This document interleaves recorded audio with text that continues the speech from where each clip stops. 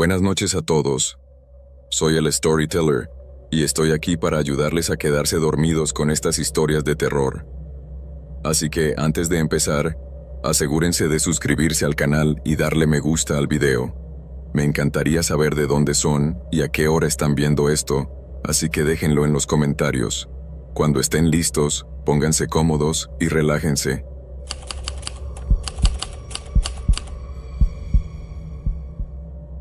Era finales de abril del año pasado cuando por fin sentí que el suelo dejaba de tambalearse bajo mis pies. Había pasado 18 agotadores meses reconstruyendo mi identidad, tratando de separar a Sarah de los restos de mi matrimonio con Mark. Ese matrimonio había sido un vacío, un lento sifón que drenó mi autonomía y mi energía hasta convertirme en una sombra de la mujer que solía ser. Pero en primavera, el aire se sentía diferente. Estaba redescubriendo quién era sin él, encontrando alegría en pequeñas cosas como comprar la marca de café equivocada solo porque podía, o dormir en el centro de la cama. A principios de mayo, mi mejor amiga, Jessica, prácticamente intervino durante un brunch. Insistió en que era hora de dejar de proteger estrictamente mi soledad. Me convenció para que probara Forever Match, una plataforma que, según ella, era para profesionales que buscaban un compromiso serio, no solo los encuentros fugaces típicos de las aplicaciones de la cultura del deslizamiento.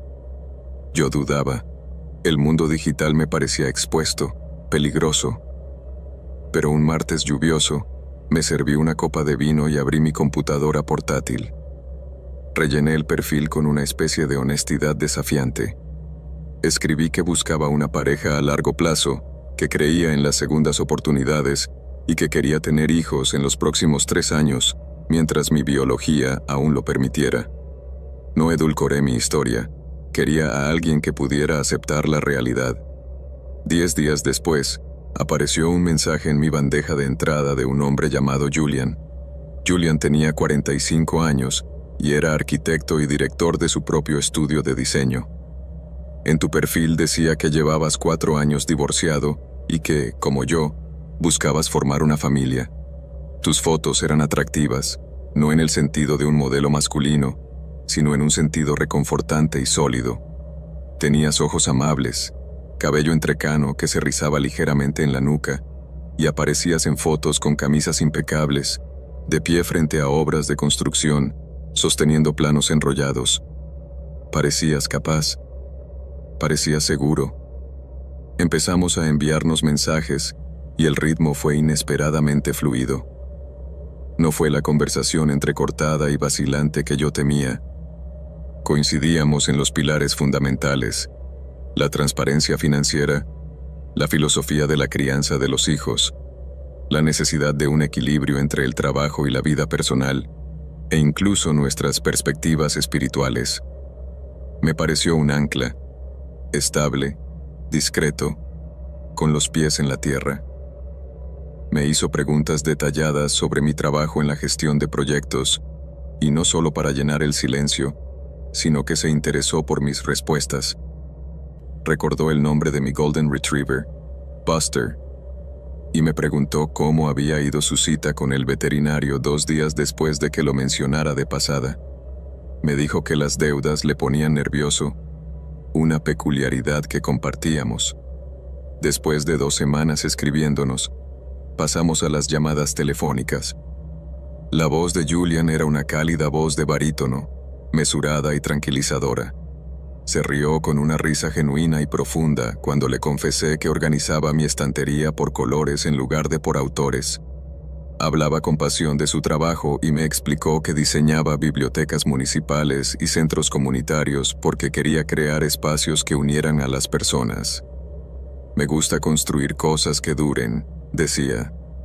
Cosas que la gente realmente use. Nunca presionó para que le enviara fotos provocativas. Nunca dirigió la conversación hacia lo físico antes de que hubiéramos establecido lo emocional. Me sentía increíblemente segura, como si me sumergiera en un baño caliente después de un largo y frío paseo. Ahora, mirando atrás, con la claridad que da la retrospectiva, veo que había fisuras en la fachada, pequeñas grietas que decidí tapar con esperanza. Tu cámara web estaba siempre rota. Afirmabas que tenías una extraña maldición tecnológica. Decías que odiabas cómo te veías en las pantallas y que preferías la intimidad de la voz. Si te llamaba de forma espontánea, siempre saltaba el buzón de voz, aunque inevitablemente me devolvías la llamada en 5 minutos, con una excusa plausible sobre una reunión con un cliente o una inspección de obras. A finales de junio, mi rutina giraba en torno a nuestras conversaciones nocturnas. Salía de la oficina 20 minutos antes, solo para pasear por el parque mientras hablábamos. Él me hacía preguntas tranquilas y prácticas que denotaban madurez. ¿Cómo resuelves los conflictos cuando estás enojada? ¿Qué significa para ti la privacidad en un matrimonio? ¿Cómo gestionas el presupuesto conjunto? Le dije que gritar era algo inaceptable para mí, una respuesta traumática de mi pasado. Le dije que necesitaba transparencia absoluta en las finanzas. Él aceptó tan fácilmente, con tanta naturalidad, que sentí como si me hubieran quitado un gran peso de encima. Me preguntó con delicadeza sobre mis planes de tener hijos, no como si estuviera marcando una casilla, sino como si estuviera soñando conmigo. Comparamos nuestros planes de vida y encajaban a la perfección, sin necesidad de negociar nada. Mi hermana menor, siempre escéptica, me instó a que al menos hiciera una búsqueda inversa de imágenes de tus fotos de perfil. Le dije que lo haría. Le prometí que lo haría, pero no lo hice. Me dije a mí misma que estaba siendo paranoica, que buscar defectos era una forma de sabotear la felicidad que realmente me merecía. Llegó el verano y bromeamos sobre el calor y el caos de su temporada de construcción. Planeamos vernos después de que terminara su gran proyecto en julio. 2 meses de intimidad, construidos completamente a través de ondas de audio y texto en una pantalla. Hablábamos todas las noches, a veces durante 3 horas, construyendo un futuro hipotético en el que encajábamos como la lengüeta y la ranura. A mediados de julio, Julian sugirió que por fin nos viéramos en persona. Eligió The Obsidian, un restaurante de carne de alta gama en el centro de la ciudad, conocido por su privacidad y ambiente, un lugar para ocasiones especiales. El gesto me conmovió. Era una señal de intención. Me compré un vestido nuevo de color verde esmeralda que me hacía sentir poderosa. Me peiné y llegué 15 minutos antes de nuestra reserva de las 7:30 de la noche. Me senté en la mesa que Julian había reservado y pedí una copa de Merlot. Tenía el estómago hecho un nudo por la emoción y el miedo. ¿Y si la química se evaporaba en persona? ¿Y si decepcionaba a este hombre perfecto? ¿Y si la realidad no estaba a la altura de la voz? A las 7:35 de la mañana, el maître se acercó a mi mesa. «Disculpe, señorita. Un caballero en la entrada pregunta por Sara». Sonreí, con el corazón latiéndome con fuerza, y me levanté para saludar a Julian. Me giré hacia la entrada. Un hombre con un traje oscuro se dirigía hacia la mesa, pero no era el hombre de las fotos. No era el arquitecto de mirada amable y planos. Durante una fracción de segundo, mi cerebro entró en cortocircuito. Intentó forzar los datos visuales para que coincidieran con las expectativas. Quizás sea la iluminación, quizás se haya afeitado la barba, quizás se vea diferente sin el casco de construcción. Entonces mis ojos se fijaron en el reloj, un Omega Vintage. Yo le había comprado ese reloj a Mark por su cumpleaños número 38. Reconocí el modo de andar, el paso arrogante y largo de un hombre que cree que es dueño del suelo que pisa. La familiar inclinación de la cabeza mientras fingía sinceridad. La sala no daba vueltas, sino que se solidificó en un túnel. El maître dudó, al percibir el cambio en mi postura, y luego se desvaneció. El hombre que se acercaba a mí parecía seguro de sí mismo, complacido de una manera depredadora que me hizo sentir un escalofrío. Me agarré al respaldo de la silla de cuero porque sentía las rodillas como de gelatina. Abrió los brazos, un gesto que imitaba la calidez, pero que parecía una trampa que se cerraba de golpe. «Sorpresa», dijo en voz baja. Era Mark, mi ex marido, el hombre del que había huido hacía 18 meses, el hombre cuyo control emocional, manipulación psicológica y explosiones de ira casi me habían borrado del mapa. Me quedé paralizada, incapaz de procesar la lógica de su presencia. Mark se acercó e intentó abrazarme. Di un paso atrás y tropecé con un mesero que llevaba una bandeja con agua. Mark levantó las manos en un gesto conciliador, con las palmas hacia afuera. «Lo sé. Sé que estás sorprendida, Sara. Pero, por favor, escucha. Era la única forma de conseguir que me dieras una oportunidad». No podía hablar. Me quedé mirándolo, con la boca seca como el polvo, tratando de entender cómo era físicamente posible esta pesadilla. Mark se sentó en la mesa y me indicó que hiciera lo mismo, como si fuéramos viejos amigos que se reunían para tomar un café. Comenzó a explicarme, con voz tranquila y racional, la misma voz que había usado Julian.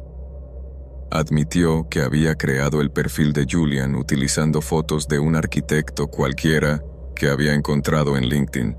Había estudiado mi perfil. Había descubierto mis esperanzas para el futuro gracias a nuestras conversaciones nocturnas. Conversaciones que yo creía estar teniendo con un desconocido. «Quería demostrarte que estamos hechos el uno para el otro», dijo Mark, inclinándose hacia mí. «Que nuestros valores coinciden, que he cambiado. He estado en terapia durante 8 meses, Sara. He trabajado en mi ira. He aprendido a controlar mis emociones. Lo hice por ti». Afirmó que nuestro divorcio fue un error basado en problemas temporales, un fallo en la matriz de nuestro destino. Por fin encontré mi voz. Sonó tranquila, temblorosa, pero firme. «Me has estado engañando durante 2 meses, Mark. No has demostrado que seamos compatibles. Has demostrado exactamente lo contrario. Sigues siendo un manipulador. Sigues sin respetar los límites. Me has engañado para que viniera aquí». Agarré mi bolso. «Me voy». Me levanté. Mark extendió la mano y me agarró la muñeca con fuerza. Su agarre era fuerte, familiar, doloroso. Levantó la voz, rompiendo la fachada del arquitecto tranquilo. «Hice terapia por ti», gritó, enrojeciendo. «Cambié toda mi vida. No puedes irte sin escucharme». Intenté liberar mi mano. Él no me soltaba. Sus dedos se clavaban en mis tendones. Los demás comensales dejaron de comer. El murmullo de las conversaciones se desvaneció, sustituido por el sonido de los cubiertos chocando contra la porcelana. «Si no me sueltas, Mark, gritaré», dije, alzando la voz para igualar la suya. «Deja de ser tan dramática», siseó entrecerrando los ojos. «Siéntate y escucha como un adulto». «Suéltame, Mark». Apretó los dedos y tiró, solo un poco, para poner a prueba su control sobre mi cuerpo. Oí una silla raspar ruidosamente contra el suelo detrás de mí. «¿Va todo bien aquí?», preguntó una mujer de la mesa de al lado, con voz aguda y preocupada. «No», respondí en voz alta. Mark se inclinó hacia mí, con el rostro contorsionado por esa máscara de ira que yo conocía demasiado bien, la que solía preceder al rompimiento de platos y a los puñetazos en las paredes. «No estamos montando una escena, Sara», gruñó. Apoyé las piernas contra el banco y giré el cuerpo para hacer palanca. Él me tiró de un tirón. La mesa dio un salto. Las copas de vino y los pesados platos de cerámica se estrellaron contra el suelo, haciéndose añicos. El vino tinto salpicó el impoluto mantel blanco como si se tratara de la escena de un crimen. «Arruinaste mi vida cuando te fuiste», gritó Mark, sin importarle ya el público. «Tengo derecho a una segunda oportunidad». Los meseros se agolparon a nuestro alrededor. La encargada del local, una mujer severa con chaqueta, anunció que iba a llamar a seguridad. 2 fornidos porteros se interpusieron entre nosotros, rompiendo su agarre. Uno me protegió, el otro respaldó a Mark, ordenándole que mantuviera las manos a la vista. «¡Es mi esposa!», gritó Mark, escupiendo las palabras. «Esto es un malentendido personal». «¡Ex esposa!», le grité, con la voz quebrada. Lo llevaron hacia la salida mientras él seguía gritando por encima de sus hombros. La gerente me llevó a su oficina privada y cerró la puerta con llave. Me sirvió agua con manos temblorosas y me preguntó si quería llamar a la policía. «Sí», susurré. «Sí, por favor». 10 minutos más tarde llegaron 2 agentes. Tomaron declaración, fotografiaron las marcas rojas que ya se estaban formando en mi muñeca y me dieron un número de caso. Les mostré el hilo de mensajes de Julian. Les expliqué lo del perfil falso, los meses de acoso y la agresión física. La gerente prometió enviar por correo electrónico las imágenes de las cámaras de seguridad y la información de contacto de los testigos. Me fui a casa aferrándome a la copia del informe, como si fuera un escudo. A la mañana siguiente, estaba en el juzgado cuando abrieron las puertas para solicitar una orden de protección. Adjunté capturas de pantalla del perfil de Julian, los registros de llamadas, la reserva del restaurante y las fotos de mi muñeca magullada. El secretario me ayudó a tramitar el papeleo. En una audiencia de emergencia, el juez revisó las pruebas con el rostro adusto. Firmó una orden de protección de 1 año y estableció la distancia en 150 metros. Un agente me informó de que se le notificaría a Mark esa misma tarde. Por supuesto, él intentó eludirlo. Un amigo en común me envió un mensaje de texto 2 días después diciendo que Mark solo quería cerrar el capítulo. Hice una captura de pantalla del hilo y se la envié por correo electrónico al detective asignado a mi caso. Luego llegó un nuevo correo electrónico desde una cuenta temporal con una carta de disculpa de 3 páginas. Se la reenvié a la policía y bloqueé al remitente. Apareció una carta en mi lugar de trabajo dirigida a mi apellido de soltera, pero con su letra. Recursos Humanos la interceptó, la selló en una bolsa de plástico y se la entregó al oficial. 3 semanas después, un sargento me llamó. Mark había sido advertido oficialmente de que una violación más, ya fuera digital o física, daría lugar a una pena de cárcel inmediata. Los mensajes finalmente cesaron. Guardé el número de caso en los contactos de mi teléfono e imprimí una copia de la orden para el mostrador de seguridad de mi oficina. No disfrazo esta historia como una lección de crecimiento o destino. La mantengo práctica para no volver a engañarme a mí misma. Él mintió para tener acceso. Se intensificó cuando le dije que no. Intentó llamar amor al control. Le creí una vez porque quería la tranquilidad, porque pensaba que la paciencia podía arreglar las cosas rotas. No es así. Lo que me salvó no fue la intuición, sino tomar medidas concretas. Anotarlo todo. Dejar que otras personas vieran la cruda realidad. Si algo de esto te suena familiar, planea tu salida. Cuéntaselo a alguien de confianza y vete mientras la puerta aún está abierta.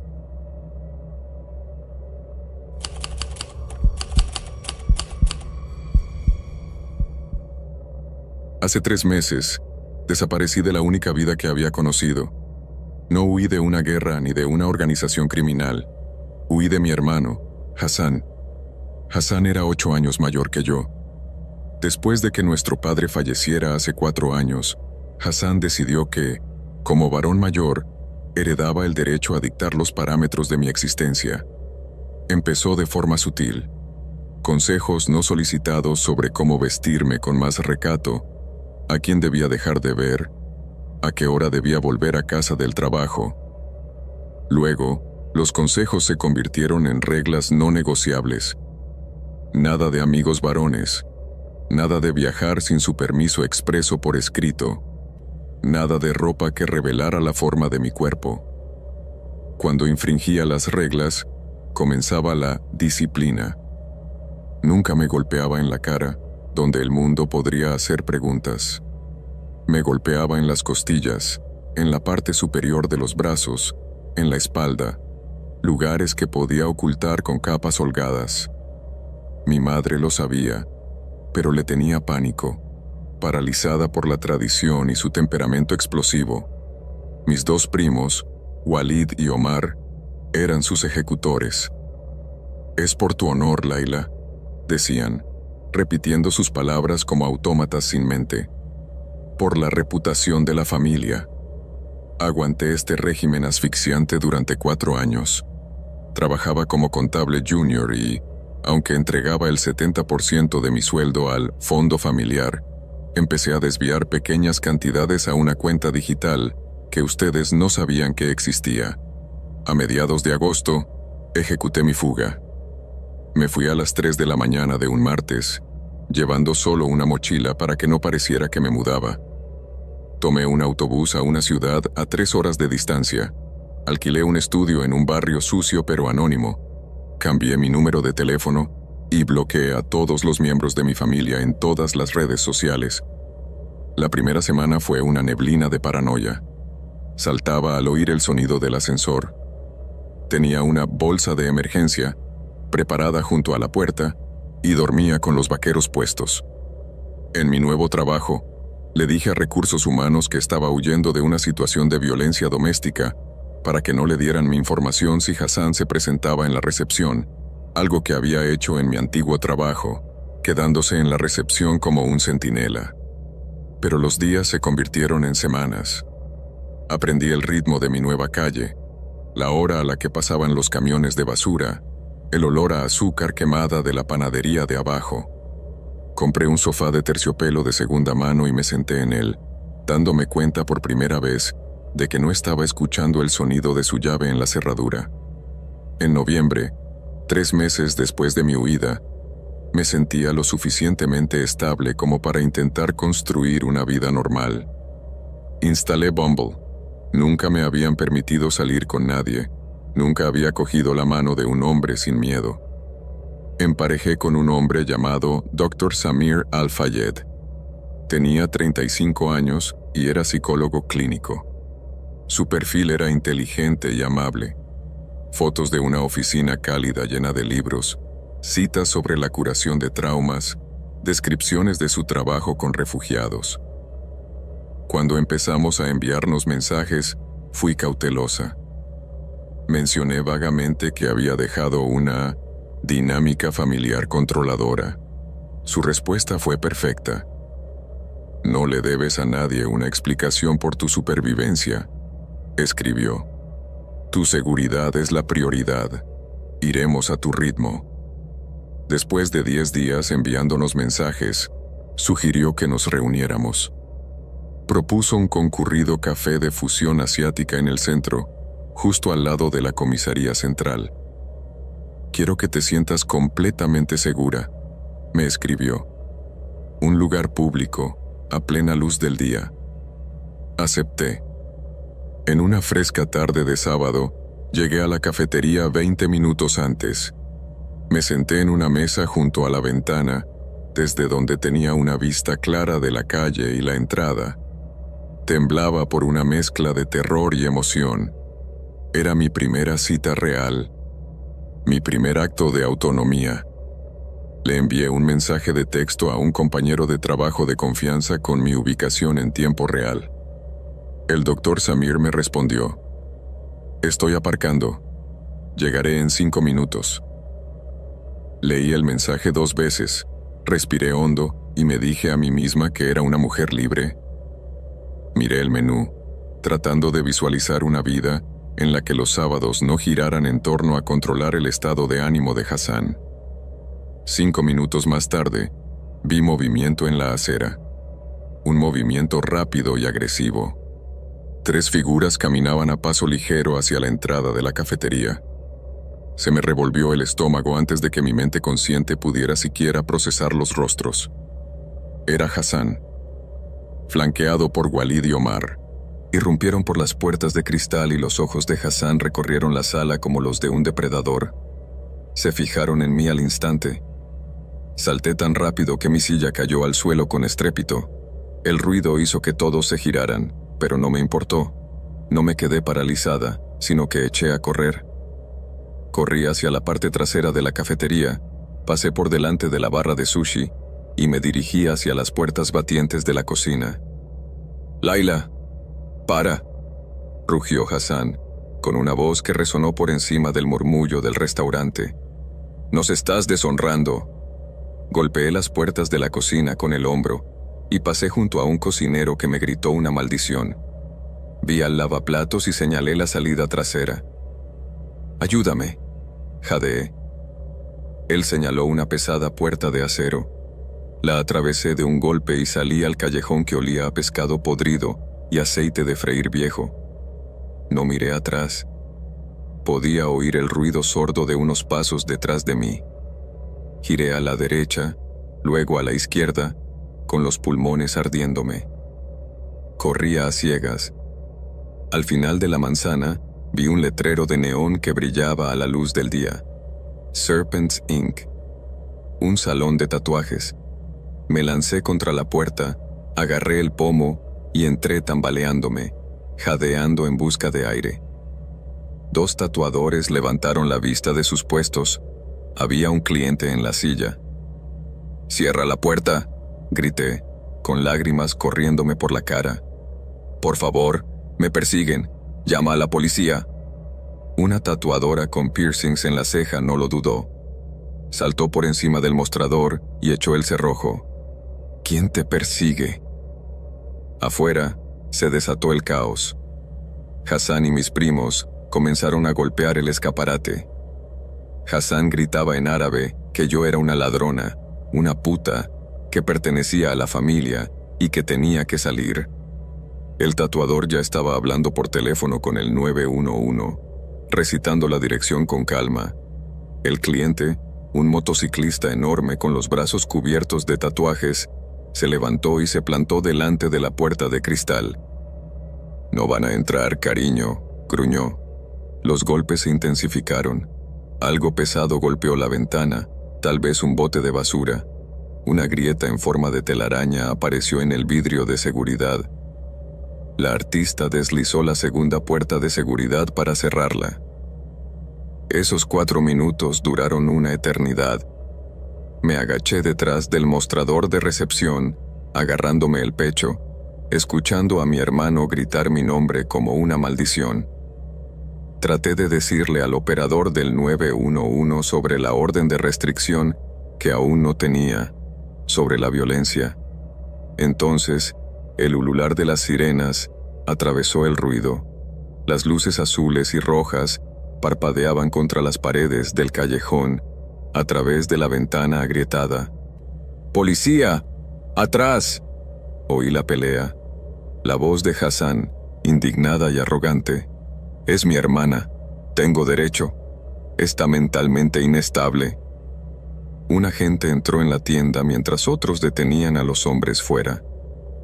«¿Eres Laila?», asentí con la cabeza, incapaz de hablar. Me preguntó si estaba herida. Negué con la cabeza y saqué los papeles de mi bolso.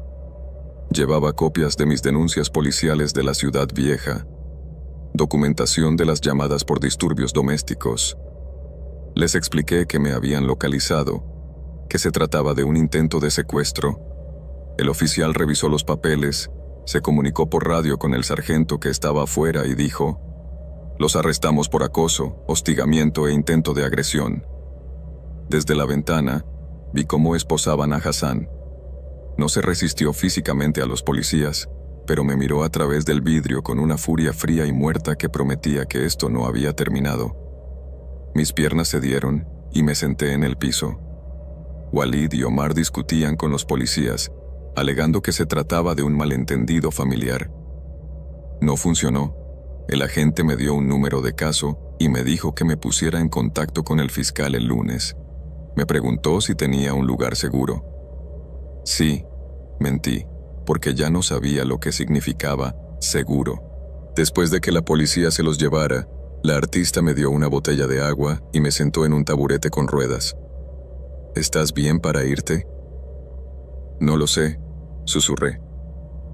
De vuelta en mi departamento esa noche, con las persianas bajadas y las luces apagadas, borré mi cuenta de Bumble. Pero antes de que los datos desaparecieran, volví a revisar el perfil del Dr. Samir. Ya no estaba. Busqué las capturas de pantalla que había guardado de sus fotos e hice una búsqueda inversa de imágenes. El rostro pertenecía a un psicólogo real, en Ohio. Un hombre que tenía un blog y fotos de conferencias públicas. Mi hermano había construido la trampa perfecta. Había creado un perfil diseñado específicamente para atraerme, utilizando el cebo del tratamiento del trauma y la seguridad, porque sabía exactamente lo que yo estaba buscando. Fue estratégico, fue paciente. Una semana después, me mudé a otro estado. Borré todas las aplicaciones de citas, limpié mi teléfono, cambié mi nombre en las facturas de servicios públicos. Quizás algún día pueda volver a confiar en un desconocido, pero ahora no. No mientras Hassan esté ahí fuera, lo liberarán bajo fianza o cumplirá una condena corta, y entonces volverá a buscarme. Nunca para. Miro por encima del hombro cada vez que salgo de casa. Cuento las salidas de cada habitación en la que entro. Me pregunto si hoy será el día en que me vuelva a encontrar. Porque las órdenes de alejamiento son solo un papel para hombres como él, y tu retorcida idea del honor pesa más para él que mi vida.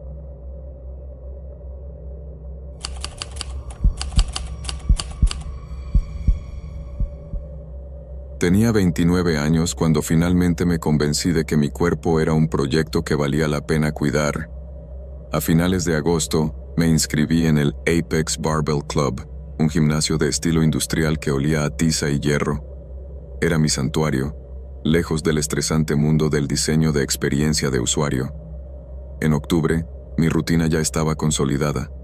Salía del trabajo a las 6 de la tarde. Mañana, me cambiaba en el baño de la oficina y a las 6:45 de la tarde ya estaba calentando en la máquina de remo. No entrenaba para competir, solo quería reparar el daño que me causaba estar sentada en una silla Herman Miller 10 horas al día. Me centré en los levantamientos compuestos, peso muerto y press de hombros, e ignoré el aspecto social del gimnasio. Llevaba unos audífonos con cancelación de ruido como si fueran una armadura. A mediados de noviembre, sintiendo la soledad que suelen traer las fiestas, reactivé mi cuenta de Tinder. Subí algunas fotos, una haciendo senderismo, otra con mi gato y otra con un vestido semiformales. Casi inmediatamente coincidí con un chico llamado Elias. Tu perfil era discreto. 31 años, ventas ortopédicas, con fotos que mostraban un físico atlético, pero sin selfies, sin camiseta frente al espejo. Tu biografía era ingeniosa, pero breve. Tu primer mensaje fue extrañamente específico. Creo que te he visto en Apex. Eres la que vuelve a colocar las pesas en su sitio. Una especie rara. Me pareció una casualidad. Un flechazo del gimnasio al que aún no había conocido. Empezamos a enviarnos mensajes y la conversación fluyó sin esfuerzo. Elías no solo estaba coqueteando, sino que también sabía de lo que hablaba. Me preguntó por mi programa de entrenamiento. Cuando le mencioné que me dolía la zona lumbar al hacer peso muerto, me envió un párrafo detallado sobre cómo activar los dorsales y fortalecer el tronco correctamente. Piensa en apretar naranjas con las axilas, escribió. Eso bloquea la columna vertebral. Lo probé al día siguiente. Funcionó al instante. Nuestra relación digital se convirtió en la banda sonora de mi entrenamiento. Terminaba una serie de sentadillas, revisaba mi teléfono y encontraba un mensaje alentador de él. No te apresures en la fase excéntrica. Controla el descenso. Era como tener un entrenador personal que además se interesaba por mi día a día. Tú me enviabas fotos de tus comidas, salmón y espárragos perfectamente preparados, y yo te enviaba mis propias creaciones vegetarianas. Intercambiamos información sobre nuestros progresos durante 6 semanas. Era algo íntimo, basado en una disciplina compartida. Tú me apoyabas sin ser agresivo. Me sentía vista, lo cual es una droga peligrosa cuando estás soltera y cansada. A mediados de diciembre estaba lista para romper la barrera digital. Te sugerí que nos viéramos, no para tomar algo, sino para tomar un batido después del entrenamiento en Nectar y Grain, la cafetería situada en el vestíbulo del gimnasio. El sábado a la 1 de la tarde, escribí. ¿Después del día de piernas? Perfecto, respondió. Seré el chico que cojea y lleva una botella azul. Ese sábado hice mi entrenamiento con una energía frenética y nerviosa. Me duché en el vestuario, me puse unos pantalones de chándal limpios y una sudadera limpia, y me apliqué un poco de rímel. Entré en Nectar y Grain a las 12:55 de la tarde, pedí un tazón de açaí y me senté en una mesa alta frente a la entrada. Pasó la 1 de la tarde, luego la 1:15 de la tarde. Te envié un mensaje de texto. Hola, he cogido una mesa cerca de la puerta. Estado. Enviado. No leído. A la 1:30 de la mañana, la vergüenza empezó a calentarme el cuello. Repasé las excusas. Reunión de emergencia, problemas con el coche, olvido del teléfono. Pero, en el fondo, el vacío dolor del rechazo ya se estaba instalando. Decidí terminar mi tazón y marcharme, borrando tu número de camino a mi coche. ¿Una espera difícil? Levanté la vista. Era Silas. Silas era entrenador en Apex. Lo conocía de vista. Era un tipo intenso, con la cabeza rapada, tatuajes que le subían por el cuello y siempre vestía una camiseta negra ajustada con el logotipo del gimnasio. Era el tipo de entrenador que daba órdenes a gritos y parecía tener una lista de espera de clientes. Nunca habíamos hablado, salvo un saludo con la cabeza cuando nos peleábamos por la misma máquina de sentadillas. Llevaba un batido de proteínas y estaba apoyado casualmente contra el pilar junto a mi mesa.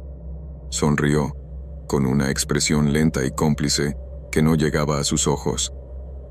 ¿Te importa si me siento?, preguntó, señalando el taburete vacío frente a mí. Dudé.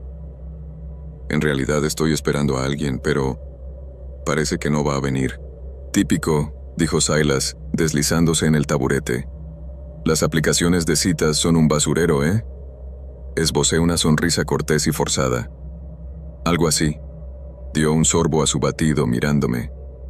Te vi batiendo récords personales en el levantamiento de peso muerto rumano antes. Tu forma ha mejorado. Has dejado de curvar la zona lumbar. Gracias, dije, sorprendida de que lo hubiera notado. He estado trabajando en la postura. Sí, asintió, removiendo su vaso. La técnica de apretar la naranja te ha funcionado muy bien, ¿verdad? El mundo se detuvo. El ruido de fondo de la licuadora y la música indie pop se desvanecieron en un pitido agudo en mis oídos. Apretar la naranja era una frase extraña y específica. Elías había escrito exactamente esas palabras 3 semanas antes. Lo miré fijamente, con la cuchara a medio camino de mi boca. ¿Perdón?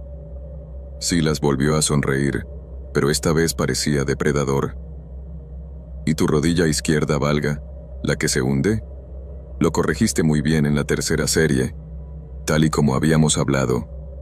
Tal y como habíamos hablado. Se me heló la sangre. Miré a ese hombre, ese desconocido al que veía a diario pero del que no sabía nada, y las piezas encajaron con un chasquido repugnante. «Eres Elías», susurré.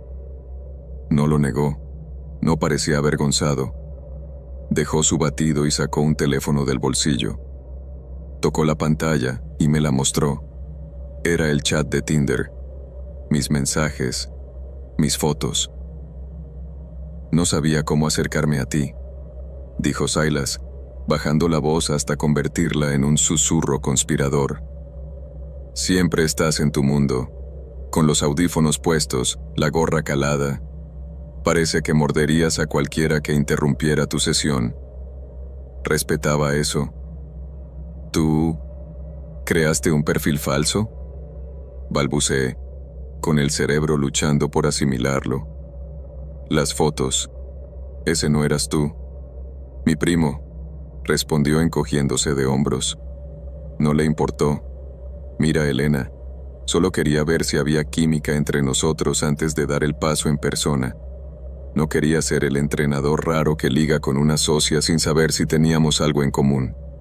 Esto es lo que hace un entrenador raro, dije, alzando la voz. Esto es una locura. Me has mentido durante 6 semanas. Te estaba entrenando, replicó, casi ofendido. Te ayudaba. Esos consejos eran reales. Tenemos una conexión. No puedes negar que las charlas eran buenas. Sentí una oleada de náuseas. ¿Cómo sabías tanto? Sabías lo que comía. Sabías cuáles eran mis dolores específicos. Silas se inclinó, invadiendo mi espacio. Presto atención. Te veo en el espejo. Y... bueno, las paredes de la sala de descanso son finas. El vestuario de mujeres está justo al lado de nuestra oficina. A veces te oigo hablar por teléfono con tu amiga, sobre tu dieta, tu día.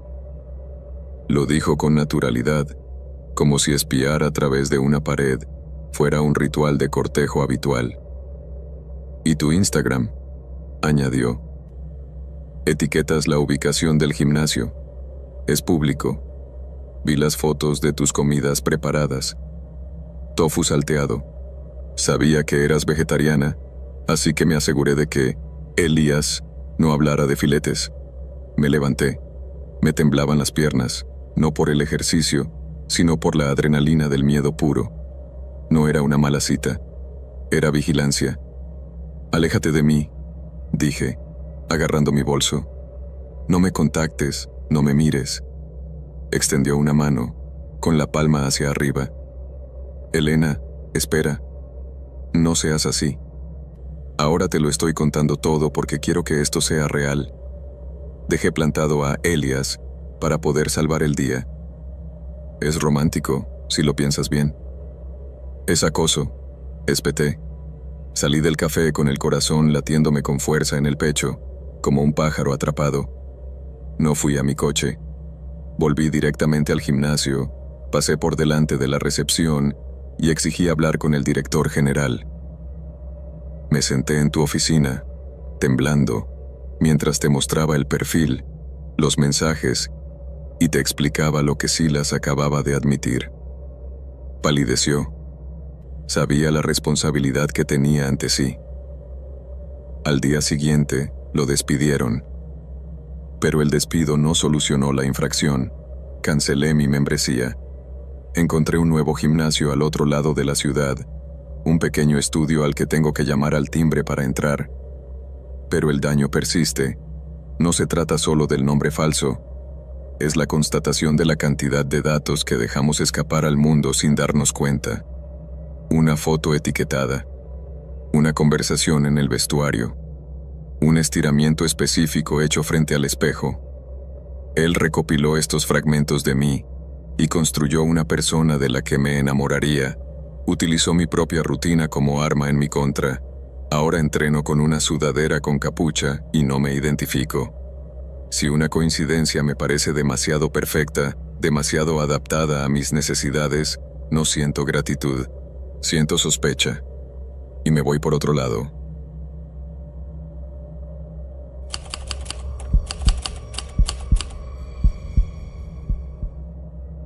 Vivo en un pueblo rural de Alabama, donde el campanario de la iglesia es el punto más alto del horizonte, y a mediodía todo el mundo comenta los asuntos de los demás en la oficina de correos.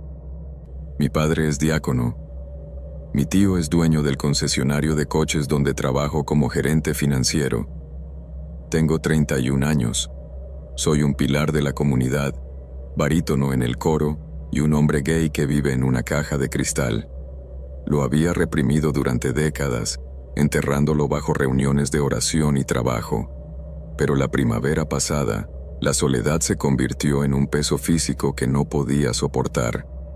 Descargué una aplicación, no una de las famosas, sino una discreta llamada Shadow. Creé un perfil sin rostro, solo con una foto del torso con una camiseta genérica. Estaba aterrorizado. Me sentía como si tuviera una granada con la anilla quitada. Conecté con un usuario llamado Blue Sky 88. Su perfil también estaba en blanco. Decía tener 29 años, ser de un condado vecino y estar atrapado en el mismo ambiente conservador y asfixiante. Intercambiamos mensajes durante 2 semanas. Era amable y comprensivo. Conocía el cambio de código, el miedo a perder a la familia. Hablábamos como prisioneros que golpean las tuberías. Me propuso que nos reuniéramos en el Starlight Motor Inn, un motel destartalado a 60 kilómetros al norte, al otro lado de la frontera del condado. Acepté. Conduje hasta allí un martes por la noche, con las manos tan sudorosas que resbalaban en el volante. Me dio la habitación 114. Llamé a la puerta. Se abrió. Era real. Se presentó como Jake. Parecía normal. Pantalones caqui, polo, sonrisa nerviosa. Mantuvo las cortinas bien cerradas y el volumen de la televisión alto. Por seguridad, dijo. Nos sentamos en el borde del rígido colchón y hablamos durante 1 hora antes de que pasara nada. Me preguntó por mi trabajo, por mis obligaciones en la iglesia. Le hablé del coro. Le conté mi miedo a que mi padre se enterara. Confié en él porque parecía tan asustado como yo. Cuando me fui a medianoche, sentí una extraña y aterradora euforia. No estaba sola. Seguimos enviándonos mensajes durante otra semana. Le envié algunas fotos, cuidadosamente recortadas, sin mostrar mi rostro. Él me envió algunas a cambio. Creé una dirección de correo electrónico desechable para que pudiéramos comunicarnos de forma más segura, pensando que era una espía digital. Luego, silencio. Jake dejó de responder. Su perfil desapareció de la aplicación. Supuse que se había asustado y había borrado su cuenta. Me dolió, pero lo entendí. Me dije a mí misma que era una señal de Dios para que dejara de arriesgar mi vida. 5 días después, recibí un correo electrónico en mi buzón de trabajo. No en el temporal, en el de trabajo. Asunto: sabemos quién eres. Se me revolvió el estómago. Lo abrí. Adjuntaban capturas de pantalla de nuestros chats, las fotos que había enviado, y luego, una foto de mi cara tomada de la página web Conoce a nuestro equipo del concesionario, photoshopeada junto a las imágenes explícitas. El texto era mecánico y brutal. Tenemos tu historial de chat, tenemos tus fotos, tenemos una lista de tus amigos de Facebook, incluidos tu padre, David, y tu tío, Robert. Enviaremos este dossier a todos tus contactos y a los líderes de tu iglesia, a menos que pagues $6,000 en bitcoins, en un plazo de 48 horas. Enlace abajo. No podía respirar. La habitación daba vueltas. Me levanté y fui al baño, cerré la puerta con llave y volví a leer el correo electrónico en mi teléfono. Habían incluido el correo electrónico de mi madre, el correo electrónico del pastor. Lo tenían todo. $6,000. No tenía esa cantidad en efectivo. Pero la alternativa era una explosión nuclear que vaporizaría mi vida. Vi el rostro de mi padre, no enfadado, sino silencioso. El silencio de un hombre que nunca volvería a mirarme. Vi a la ciudad susurrando. Me vi despedido, exiliado. Salí temprano del trabajo, fingiendo estar enfermo.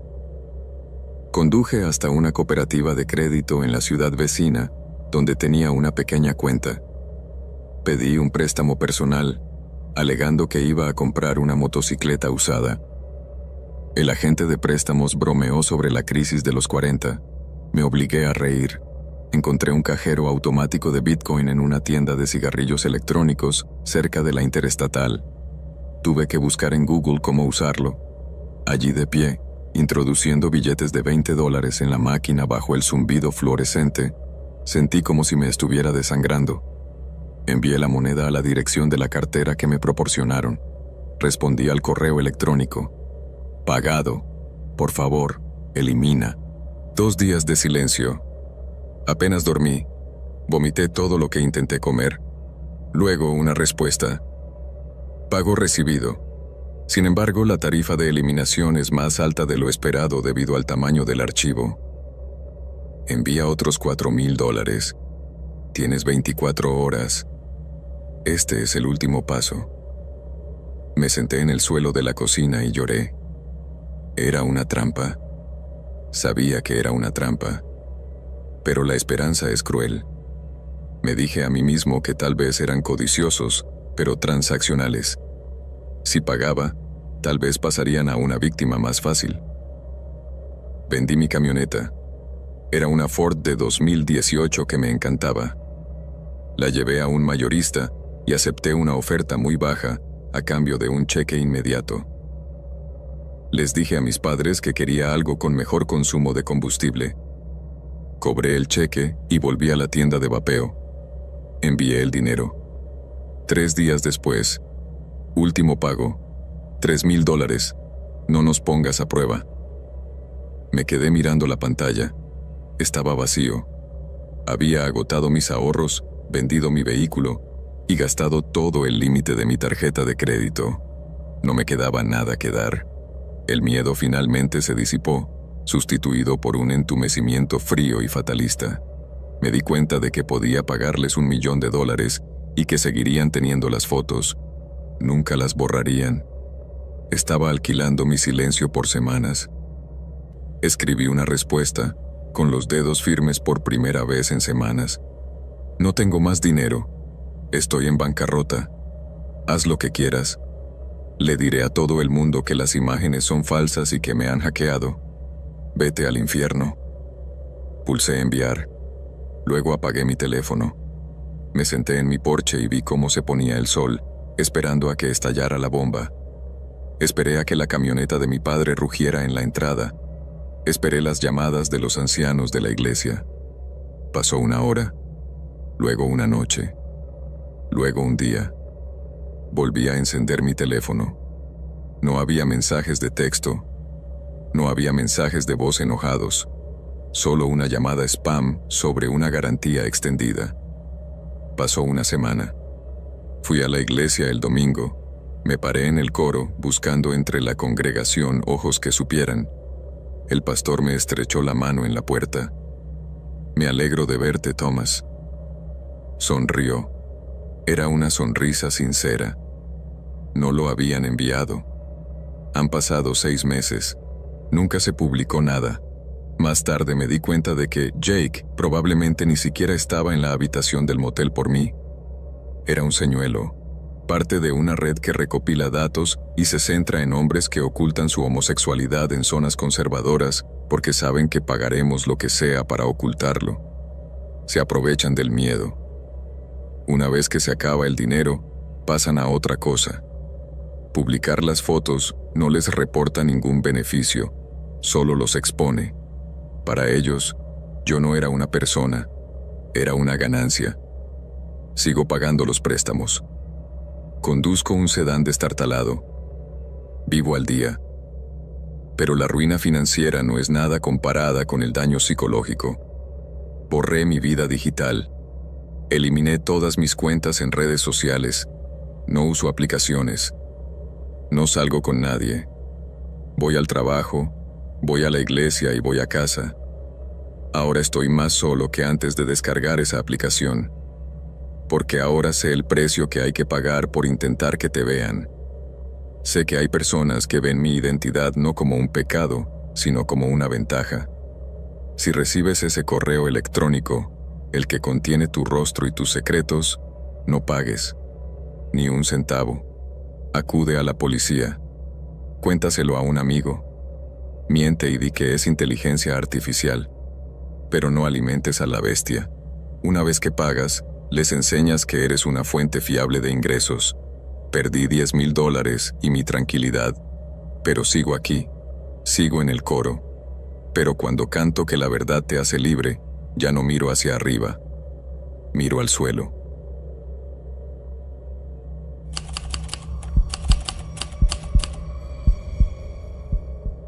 Tengo 29 años y existo como un fantasma en una ciudad donde nadie conoce mi verdadera historia.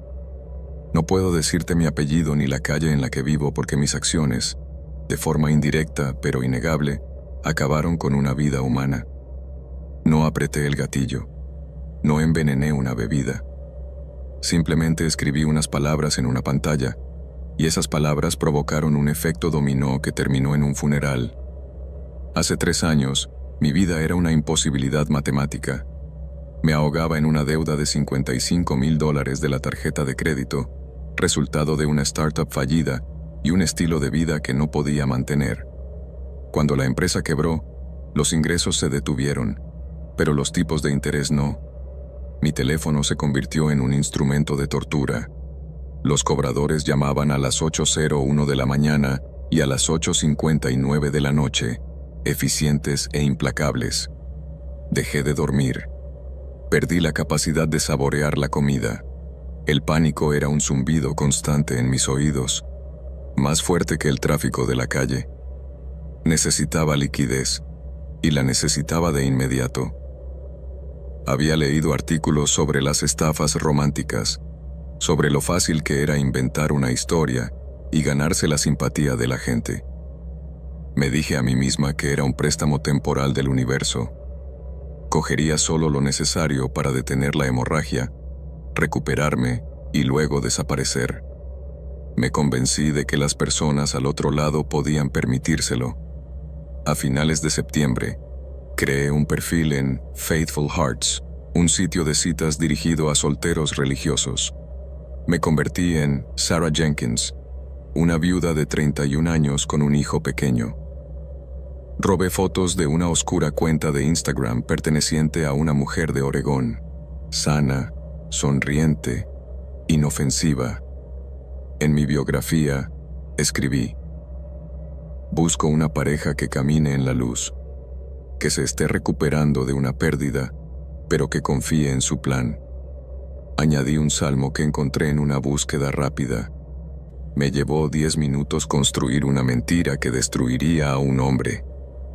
En una semana, tenía más de 60 parejas compatibles. La mayoría fueron descartadas fácilmente, pero entonces encontré a Samuel Thorne. Samuel tenía 66 años, era un profesor de historia jubilado que vivía en la zona rural de Ohio. Su perfil era desgarradoramente sincero. Escribió sobre su difunta esposa, Martha, que había fallecido 4 años antes, y sobre cómo el silencio en su casa era más fuerte de lo que podía soportar. Dijo que echaba de menos tener a alguien a quien cuidar. Te envié un mensaje. Te tejí una mentira. Te hablé de mi hijo ficticio, Liam, que luchaba contra una rara enfermedad autoinmune. Inventé 2 trabajos que no tenía y una trágica historia sobre un accidente de coche en el que murió mi esposo. Samuel no solo picó el anzuelo, sino que se lo tragó entero. Me respondió: conozco el dolor de ver sufrir a alguien a quien amas. Eres una mujer valiente, Sara. Nos enviamos mensajes durante 3 semanas. Me habló de su jardín, de los tomates tradicionales que cultivaba, de su hija distanciada que vivía en California y rara vez le llamaba. Era solitario, decente y terriblemente confiado. Yo fui educada. Cité escrituras en las que no creía. Evité las videollamadas alegando que la cámara de mi teléfono estaba rota y que la recepción del hospital era mala. Luego, puse en marcha el plan. El seguro ha denegado el nuevo protocolo de tratamiento.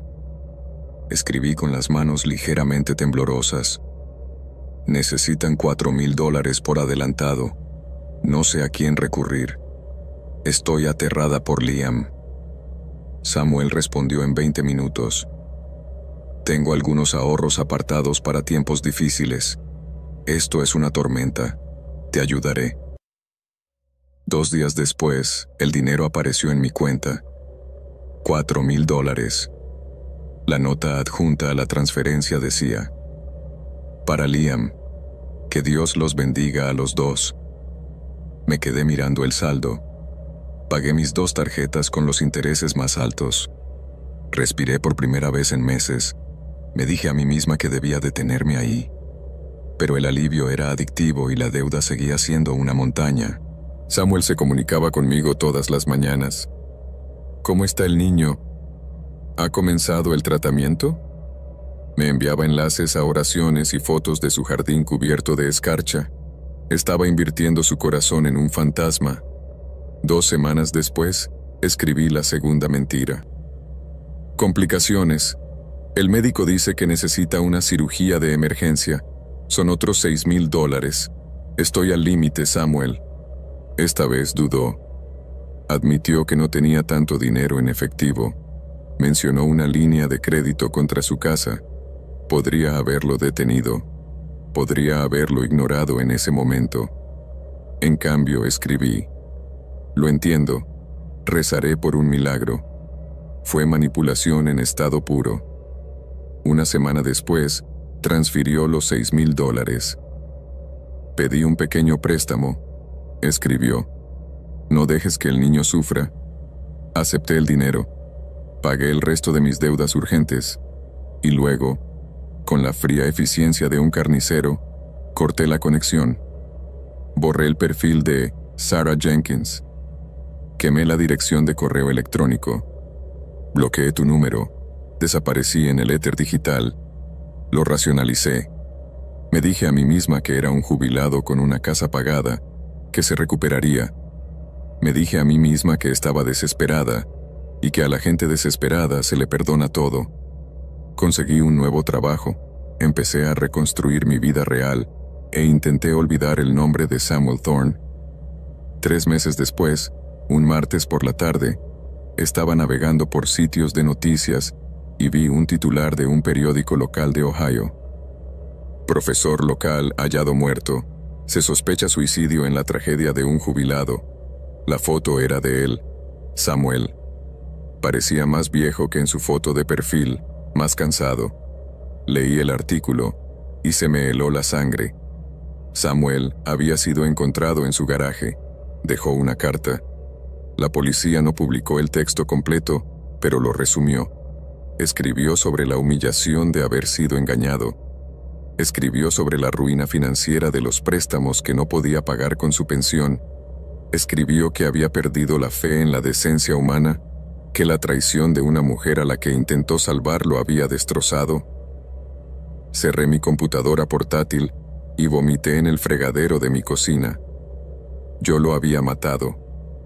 No había empujado la silla por debajo de él, pero había atado la cuerda. Había tomado la soledad de un hombre, su activo más vulnerable, y la había monetizado. Le había demostrado que su bondad era una debilidad que se podía explotar. Consideré entregarme. Imaginaba entrar en una comisaría y confesar, pero era un cobarde. Imaginaba a mis padres enterándose, a mi nuevo jefe, la pena de prisión, así que no hice nada. Me senté en la oscuridad y dejé que la culpa se instalara en mi médula. Pienso en Samuel todos los días. Pienso en su jardín muriendo porque no había nadie para regarlo. Pienso en su hija, que ahora tiene que vivir con el misterio de por qué su padre murió desesperado. Escribo esto como advertencia. Si estás sentado detrás de una pantalla, pensando que el catfishing es un delito sin víctimas, pensando que solo es dinero y que lo superarán, recuerda a Samuel Thorne. Recuerda que no solo estás robando dinero, estás robando la realidad de una persona, estás destruyendo su confianza en el mundo, y, a veces, esa confianza es lo único que los mantiene vivos. Pagué mis deudas, pero el balance nunca se equilibrará. Soy libre, pero estoy cumpliendo una cadena perpetua en mi propia cabeza.